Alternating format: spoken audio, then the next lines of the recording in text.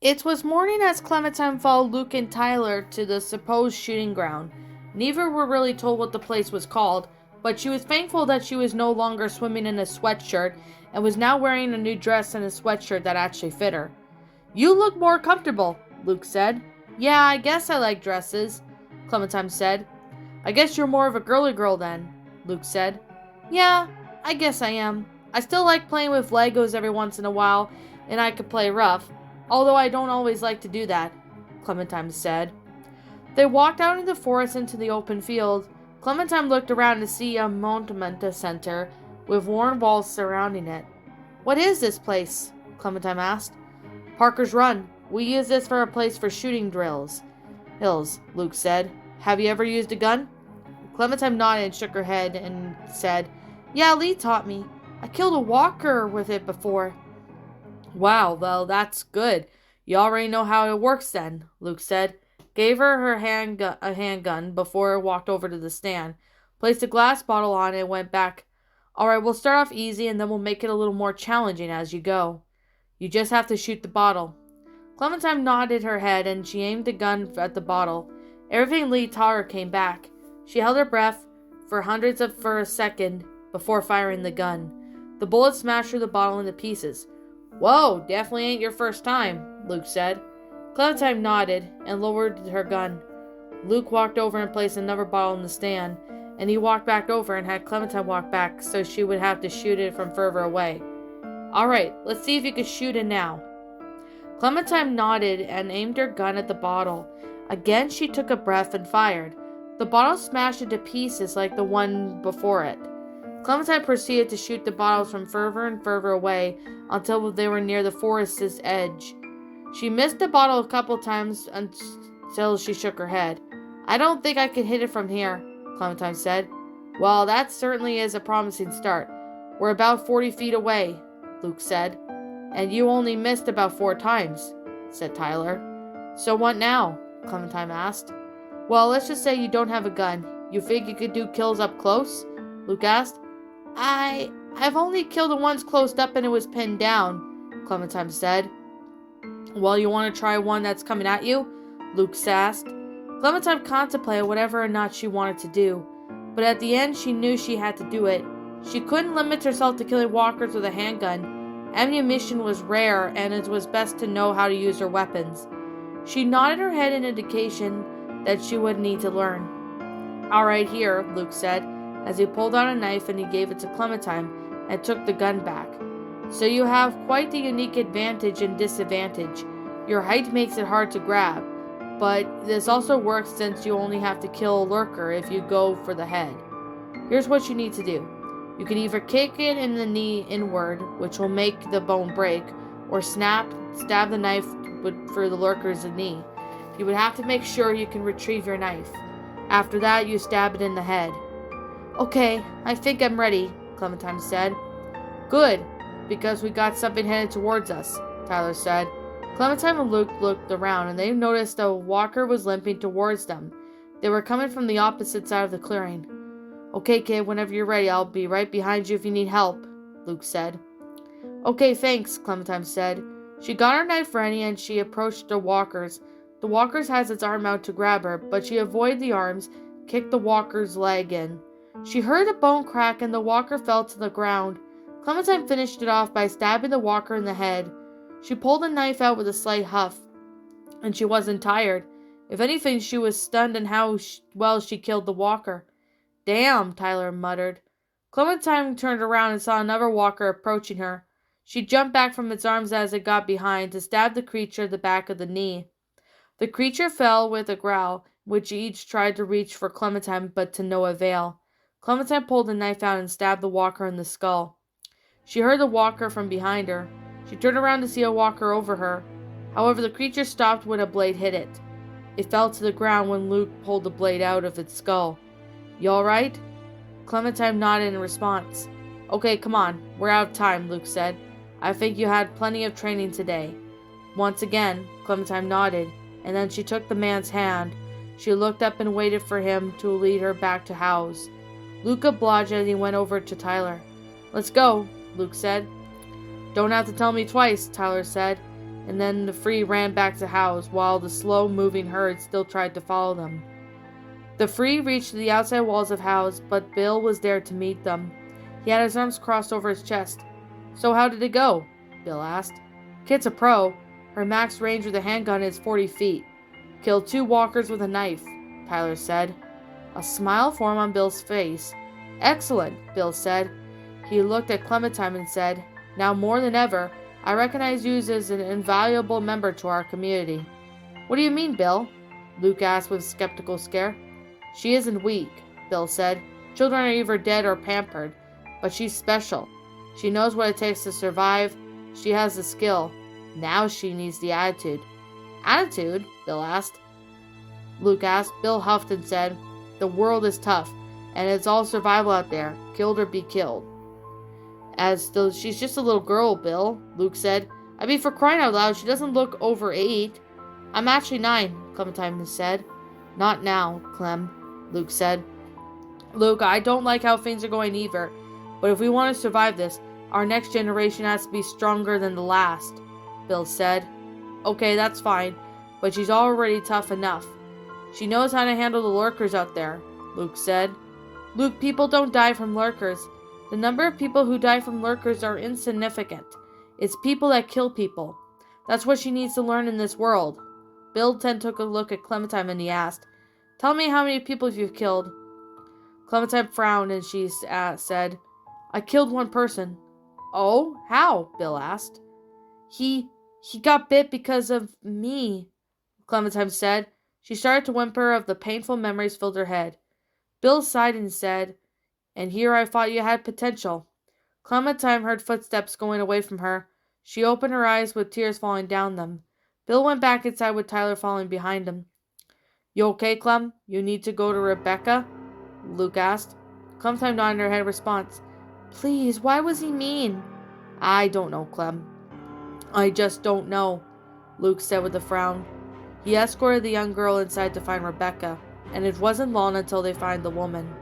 Rebecca smiled at Clementine as she said, "Hi, sweetheart." Clementine looked at the woman with scared eyes before she ran to hug her.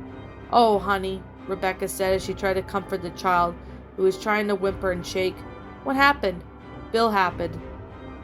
He had considered her in wanting to kill other people. He even asked if she killed anyone. It reminded her of Lee," Luke said. "Aw, sweetie," Rebecca said as she picked up the small 9-year-old and held her. "It's okay, honey. You have to remember what Lee died to save you. He didn't die because of you." Clementine just rested her head on Rebecca's shoulders.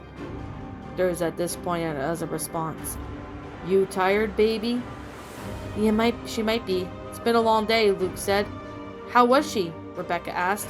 "She was very good. Listened very well," Luke said. "She has a max of range of 40 feet with a handgun. She'll get better over time." "That's good. I'm sure Lee would be proud of that," Rebecca said. Clementine smiled a little at the woman's words before her eyes started to close shut. She couldn't help it. She felt safe and peace with herself when Rebecca held her. Eventually her eyes closed shut. Zeke sat at the campfire with Krista and Omid. It was quiet, and it hadn't opened up much in the past few days. "There has to be someone there for you," Krista said. "There was," Zeke said with a frown. He sighed and said, "Well, I haven't moved on since I lost my little brother." "Oh?" Krista asked. "He was killed about a month ago. Some psycho held us up and was waving a gun around. I tried to keep him safe, but it was useless. The psycho killed him anyway. I thought he was going to kill me too, but instead he said he was happy to see me suffer and mourn. After he left, I chased him down for revenge.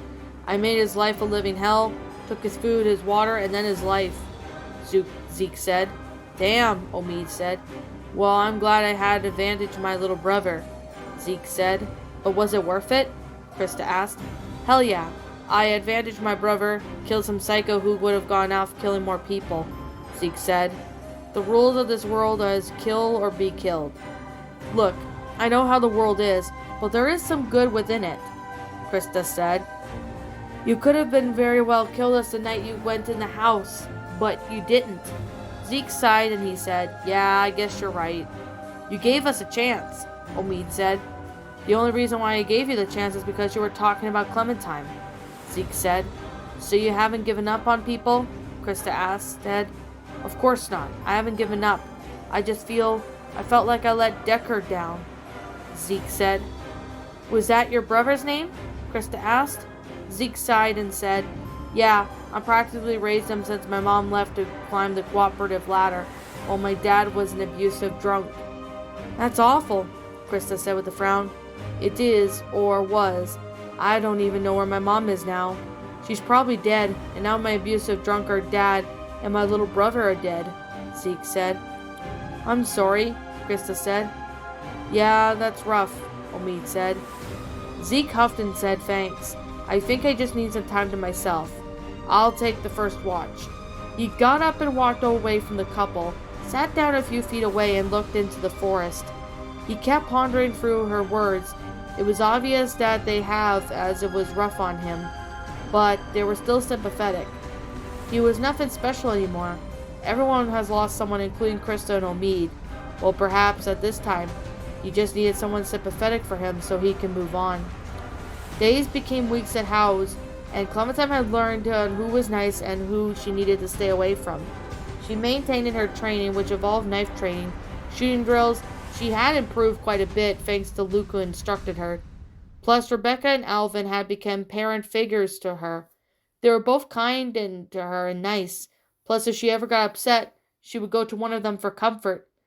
They would also tuck her in at night, just like if they were a mom and a dad to her. Finally, there was Sarah. Despite the fact that she was older, she behaved like a kid. She acted like her playmate and reading buddy. She had quite a collection of books. For the first time in a long time, Clementine felt at peace. She felt as sad that she hadn't seen Omid and Krista, but she was happy to be around some good people. Clementine yawned and stretched as she woke up to another day. Today was her day off. She wasn't going to go outside for training. Instead, she went over to the makeshift cafeteria to get something to eat. Hey, there she is, Rebecca said with a kind tone of voice. Clementine smiled in response and went over to join Rebecca and Alvin. Alvin helped her up so she could sit between him and Rebecca. Thanks, Alvin, Clementine said. She was still rather small for her age and needed help to climb over the bench to sit down on it. You're welcome, honey, Alvin said. How did you sleep? Rebecca asked. Good. I'm doing a lot better now, Clementine said. That's good, Rebecca said. Clementine looked over at the food in front of her and she began to eat. It was steamed vegetables, applesauce, and some cereal in the bowl. It tasted so good that the cereal was a bit stale. Well, Bill wants me to go out and run with Taylor and Lau today, Luke said. Good luck, Alvin said. Thanks. I'm gonna need it, Luke said. So what do you girls got planned today? Rebecca asked Clementine and Sarah. Clementine shrugged and she said, I don't know. We're probably just gonna read books and play board games. Sounds like fun. Maybe you ought to make some room for a nice prank, Nick, Connie said. What? No way, Nick said. Now that's a good idea, Rebecca said. The two girls smirked in response.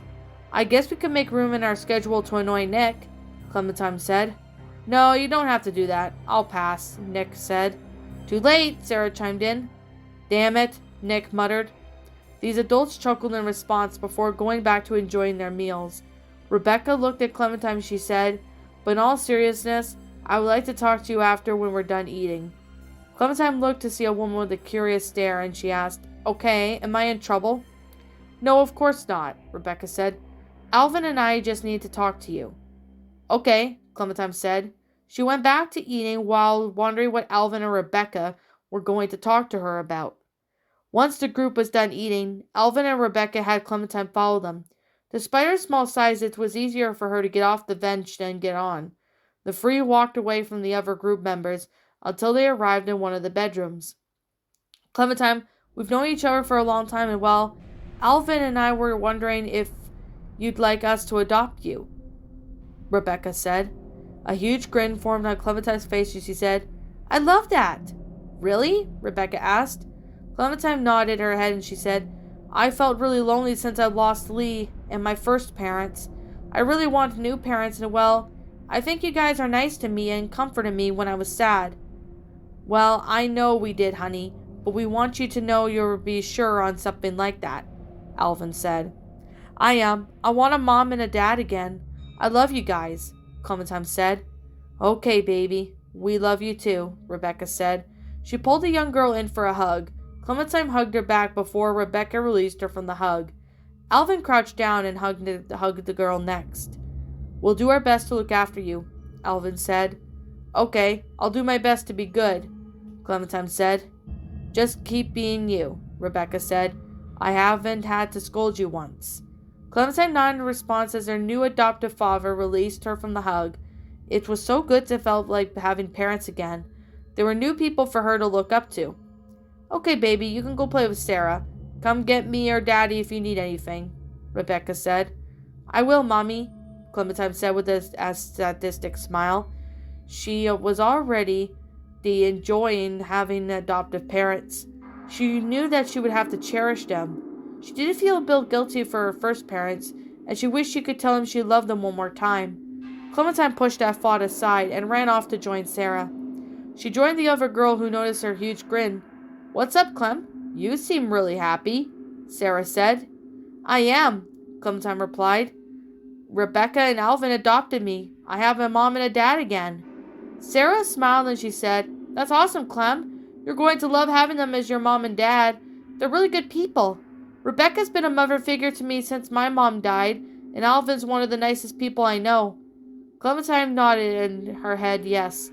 So, what are you playing today? Clementine asked. How about we start off with some Monopoly? Sarah asked. Yuck, Clementine muttered. Math from the form of the game. Come on, it's not that bad, Sarah said. It could be Yahtzee. Yuck, that's even worse, Clementine said once again. Sarah set up the game while Clementine picked a gaming piece, and the girls were both going to have loads of fun.